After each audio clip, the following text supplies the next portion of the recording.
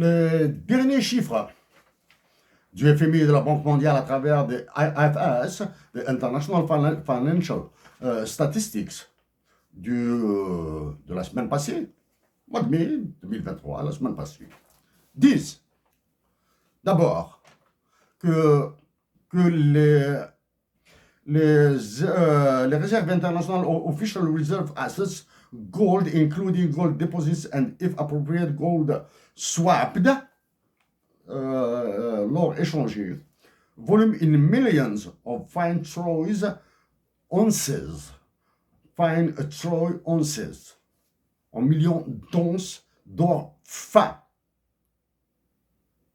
sont les mêmes depuis 2017. 2017, 2018, 2019, 2020, 2021, 2022. Les réserves internationales de l'Algérie en millions d'onces d'or fin. 5,58, 5,58, 5,58, 5,58, 5,58. En ayant ces mêmes volumes de réserves mesurés en or fin, il y a le fait que le prix de l'or est entré dans la zone de trafic, dans la zone d'un trafic noir, d'une spéculation noire, rouge, toutes les couleurs que vous voulez. Comment se fait-il que les réserves internationales en liquidité monétaire soient aussi divergentes? Monnaie Banque centrale d'Algérie, le four crématoire, la chambre à gaz, le gourbi,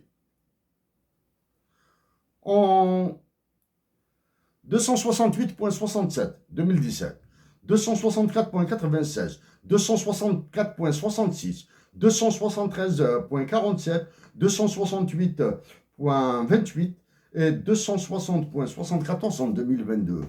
Et ces chiffres-là,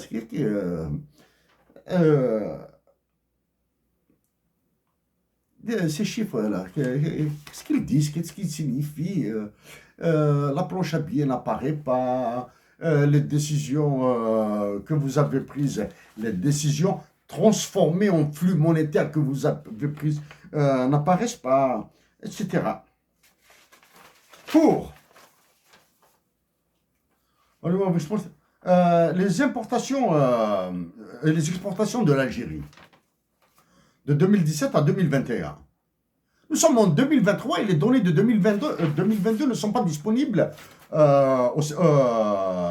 auprès du FMI et de la Banque mondiale. Nous sommes en mai, après-demain c'est le mois de juin 2023. Les données les exportations de l'Algérie de 2022 sont inconnues. De même que ces importations. Les exportations, 35 191 000 en millions de dollars. C'est-à-dire c'est 35 milliards,2 à peu près là. Hein. En 2018, c'est 40e milliard. En 2019, c'est 35 milliards. En 2020, elles ont chuté. 23 milliards. En 2021, c'est 37 milliards. Elles sont remontées. Ces histoires-là d'exportation de gaz, etc., elles apparaissent là. Comment se fait-il là? Les exportations, ont balancé, ont swingé. On dit que les réserves internationales de l'Algérie sont 61 milliards de dollars. Bon. On va voir maintenant les importations. J'enlève les milliers là. 2017, 46 milliards de dollars. 2018, 46 milliards de dollars. 2019, 42 milliards de dollars. 2020, 34 milliards de dollars. Et 2021, 36 milliards de dollars, en l'absence de 2022. Cette baisse dans les importations explique la galère des Algériens dans les hôpitaux. Nous l'avons prédit, hein? Vous tapez sur là où les Algériens sont incapables de réagir.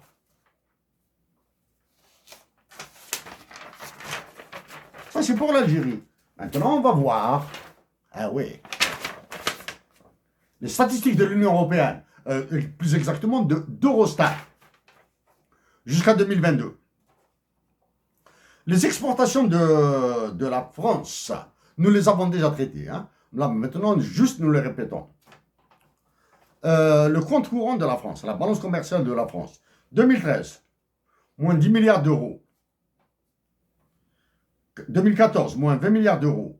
2015, moins 8 milliards d'euros. 2016, moins 10 milliards d'euros. 2017, moins 17 milliards d'euros. 2018, moins 19 milliards d'euros. 2019, plus 12 milliards d'euros. 2020, moins 41 milliards d'euros.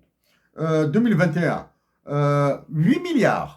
8,9 milliards d'euros, à peu près 9 milliards d'euros en plus. Hein. Et en 2022, moins 55 milliards de dollars. Là où la France a eu un excédent commercial, nous pensons que ça a un lien avec le contrat des sous-marins nucléaires avec l'Australie qui a été annulé. Le contrat d'exportation de sous-marins nucléaires français pour l'Australie a été résolu. Nous pensons que c'est la valeur de ce contrat qui n'a pas été déduite. Vous avez été au Portugal il y a très longtemps. Nous avons dit que l'Italie et le Portugal menacent la France d'un point de vue économique. Hein. Le Portugal, que vous avez visité récemment. Petit pays, sympathique. Excédent commercial. Hein. 2,7 milliards d'euros. 274 millions d'euros. 414 millions d'euros. 2,2 milliards d'euros. 2,5 milliards d'euros. 1,1 milliard d'euros. 933 millions d'euros. Moins 2 milliards d'euros.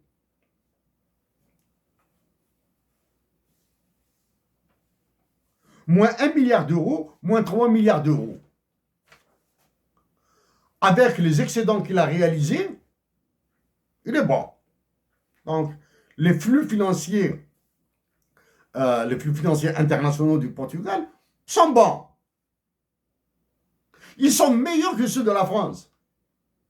Bon, il y a l'effet démographique qui joue, bien sûr. L'Espagne, excédent, hein, en plus, 20 milliards en 2013, 17 milliards, 21 milliards, 35 milliards en 2016, 32 milliards en 2017, 22 milliards, 26 milliards en 2019, 6 milliards en 2020, 11 milliards en 2021, 7 milliards en 2022, nous avons enlevé les millions. Hein, nous avons enlevé les millions. L'Espagne n'a jamais connu de déficit de son compte courant depuis 2013.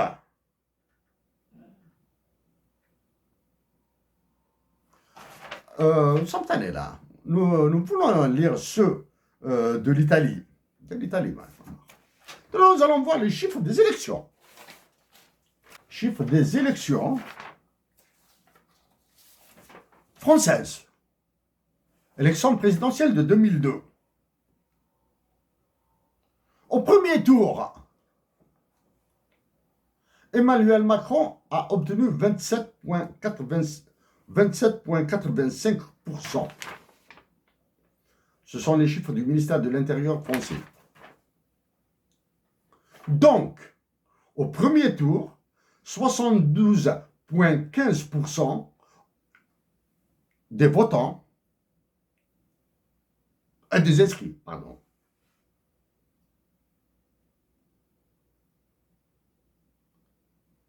des exprimés.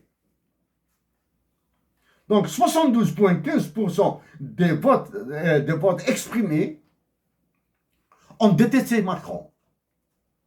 72,15% ont détesté Macron au premier tour.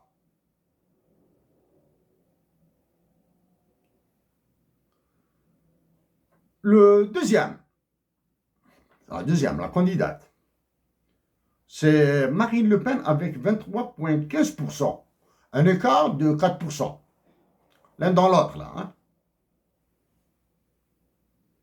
Si, disons bien si, c'est de la théorie du vote, hein, si une loi en France qui dit que le plus proche, ou bien l'apparenté, le premier apparenté au deuxième,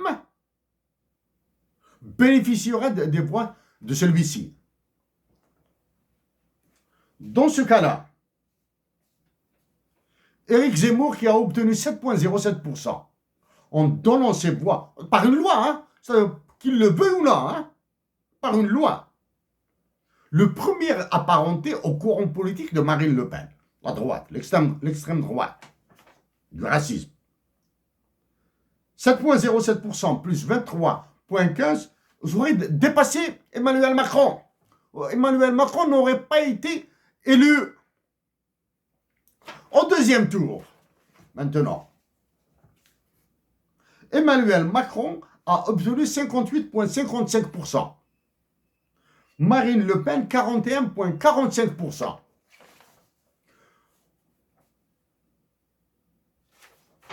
De 27% au premier tour, Emmanuel Macron est passé à 58% au second tour. Non, dans les médias, on parle de report de voix, de basculement, changement d'opinion, etc., etc. Bon, ça c'est dans l'analyse du vote, l'analyse mathématique du vote, il y a d'autres considérations. Avec ce que vient de faire Emmanuel Macron,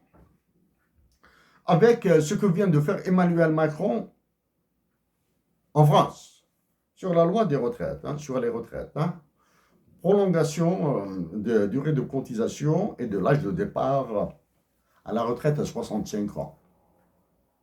Tout ça, Emmanuel Macron refuse de révéler l'objectif. C'est de créer un seul fonds de pension de retraite et le vendre à BlackRock. Ni plus, ni moins. À BlackRock ou bien à un groupe de fonds d'investissement. BlackRock BlackRock, c'est un fonds d'investissement, c'est un fonds d'investissement, hein. C'est un hedge fund. Est présent en Algérie, dans le tuyau de gaz là, qui va à l'Espagne.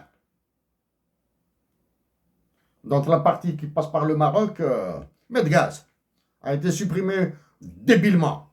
Hein? Donc Emmanuel Macron va vendre le fonds de pension de retraite des Français à BlackRock. En disant cela, nous pensons qu'Emmanuel Macron va faire passer une révision de la Constitution. Ainsi, il pourra se représenter.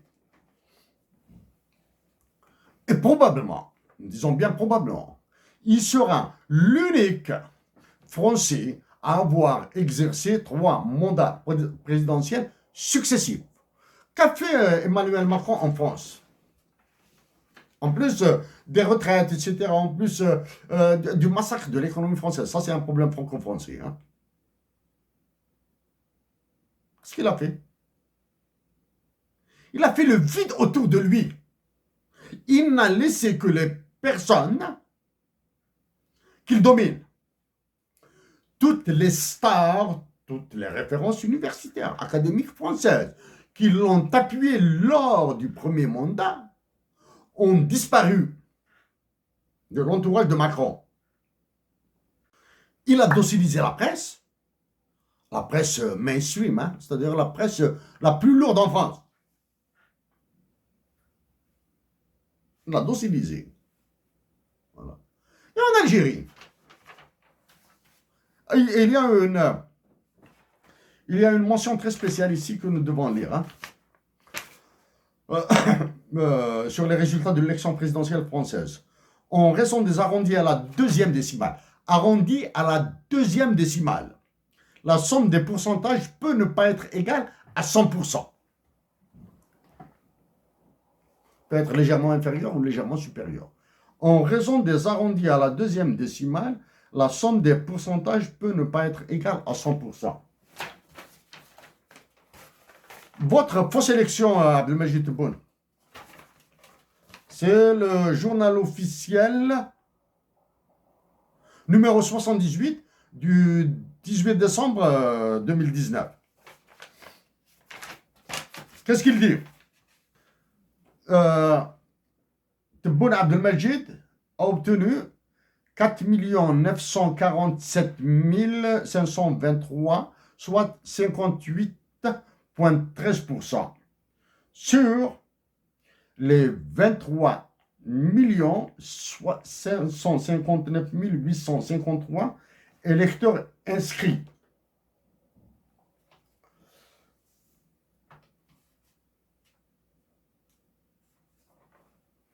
Nombre total d'électeurs inscrits, 24 464 000, c'est-à-dire là on inclut les résidents à l'étranger.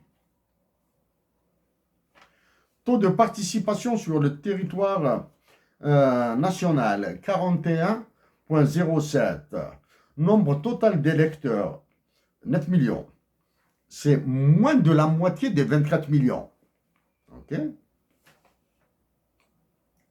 Bulletin nul, 1 200 000. Suffrage exprimé, 8 millions.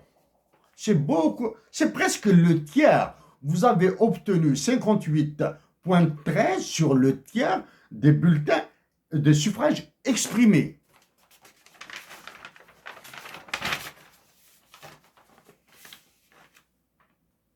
Béjaïa. Taux de participation, 0,29%.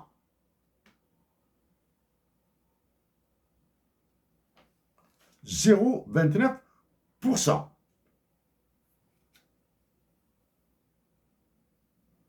Vous avez obtenu à Béjaïa 620 voix. Tizi Ouzou. Suffrage exprimé, 8.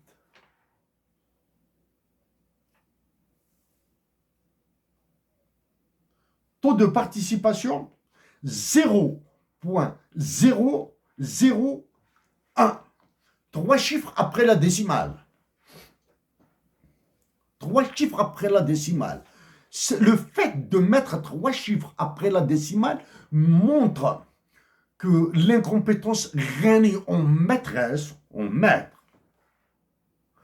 à la présidence, à la défense nationale, au conseil constitutionnel. 8 voix, bulletin nul, un bulletin nul, nombre de voix pour vous, Abdelmajid Tebboune, 3 voix.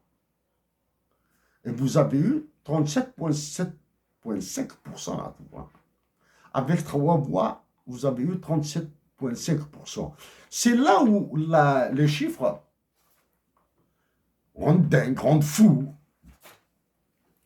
Qu'est-ce qui se passe? À la différence d'Emmanuel Macron,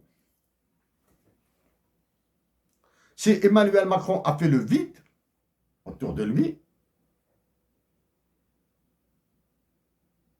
vous avez fait un autre vide pour des motifs et des objectifs différents de ceux d'Emmanuel Macron. Vous avez fait le vide.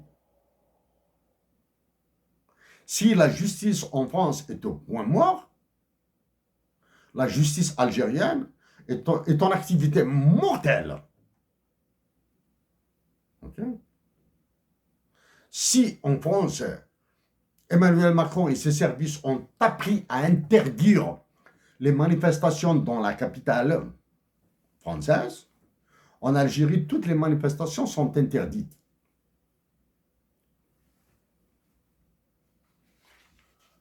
Abdelmajid Tebboune, si nous nous présentons à l'élection présidentielle,